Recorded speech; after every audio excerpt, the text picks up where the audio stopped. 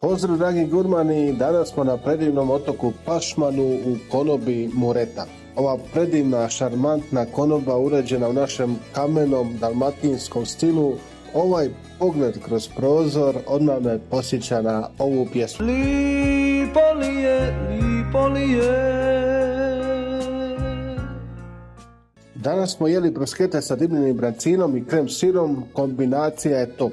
A tek ova što vidite kombinacija hobotnice na salatu sa malo kapule, peršina i šeri rajčice je posebno nešto. I još kad se doda ovo domaće ulje sa otoka, doda tu jačinu na sve to. Onda gropi iz Zadarskog kanala, jako fini, ukusni i naravno kraljica ove gozbe hobotnica ispod peke. Ako je janjetina u mesu top, onda je hobotnica to za morski svijet, kao medij i krumpir također.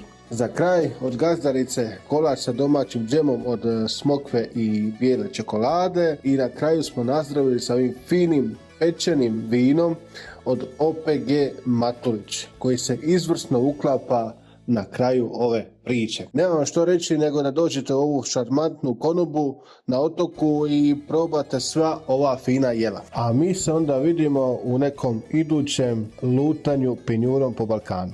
Živjeli!